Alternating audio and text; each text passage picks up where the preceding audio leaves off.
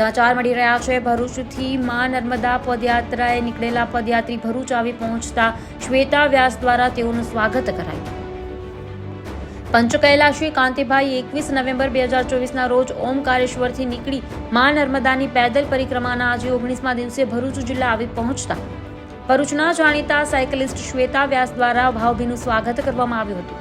કાંતિભાઈ ભંડારી ગુજરાતના જાણીતા cyclist, athlete અને પર્વતારોહક છે।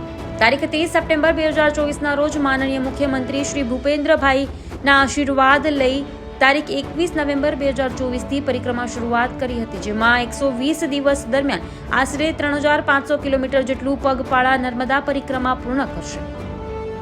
સાયકલિસ્ટ શ્વેતા વ્યાસે આ નર્મદા પરિક્રમા નિર્વિઘ્ન અને સફળતાપૂર્વક પૂર્ણ થાય તેવી શુભકામનાઓ પાઠવી હતી। બ્યુરો રિપોર્ટ નઈમ દિવાન, ન્યૂઝ ટુડે।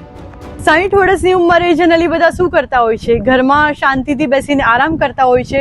આજે આપણા ભરૂચમાં એક બહુ મોટા સાયકલિસ્ટ અને પર્વતારોહી કાંતિભાઈ પટેલ વલસાડથી આવી ચૂક્યા છે, જે આજે નર્મદા પરિક્રમામાં આપણા ભરૂચે આવતા હું એમનું શ્વેતા વ્યાસ સ્વાગત કરું છું। કાંતિભાઈ પટેલની એક ખાસિયત છે કે જ્યારે નર્મદા પરિક્રમા માટે નીકળ્યા ત્યારે આપણા મુખ્યમંત્રી ભૂપેન્દ્રભાઈએ પણ એમને એક શુભકામના આપી અને એમને એક પત્ર પણ આપ્યો છે એમની આ યાત્રા સફળ રહે એના માટે। તો આપણે કાંતિભાઈ પટેલને કહીએ કે આપણને જણાવે એમના વિશે અને તેમની આ થોડી યાત્રા વિશે। હા કાંતિભાઈ। નર્મદે હર શ્વેતાબેન, નર્મદે હર। સૌપ્રથમ તો તમારા આભાર, આટલા દૂરથી તમે ભરૂચથી છે કે અહીંયા સુધી અમને રસ્તે મળવા આવ્યા તે બદલ। હું છું પંચ કૈલાસી કાંતિ પટેલ, વલસાડ જિલ્લાના વાપીનો રહેવાસી છું।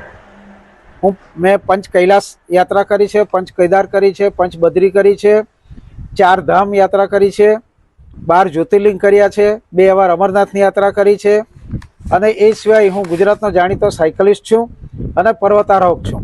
હાલમાં અમે મારા મિત્ર પ્રમોદભાઈ ભંડારી સાથે અમે વાપીથી ઓમકારેશ્વર પહોંચ્યા અને ત્યાંથી 21 તારીખથી અમે પરિક્રમા ચાલીને ચાલુ કરી છે। આજે 21 નવેમ્બરે અમે ચાલુ કરી લે, આજે 9 ડિસેમ્બર થઈ, 19 દિવસ થયા છે। 19 દિવસમાં અમે આશરે 550 કિલોમીટરનું અંતર કાપી નાખ્યું છે અને અમે આગળ વધીએ છીએ। ખૂબ ખૂબ ધન્યવાદ શ્વેતાબેન, થેન્ક યુ સો તમે અમને મચ, મળવા આવ્યા તે બદલ થેન્ક યુ। અને આ સમયે કાંતિભાઈ આપણા ગુજરાતના યુવાઓને તમે શું કહેવા માંગો છો એ છેલ્લે કહી દો। યુવાઓએ પણ આવું સ્પિરિચ્યુઅલ એક્ટિવિટીમાં ભાગ લેવો જ જોઈએ અને શક્ય હોય, સમય તો બધા પાસે નથી, પરંતુ થોડો સમય કાઢીને અમારે જેટલી મોટી નહીં પરંતુ નાની પણ એક્ટિવિટી આવી કરવી જોઈએ। અમારે પૂર્ણ યાત્રા આખી પરિક્રમા પૂર્ણ કરતા અમને લગભગ 120 દિવસ થશે, આજે 19 દિવસ થયા છે। થેન્ક યુ, ધન્યવાદ।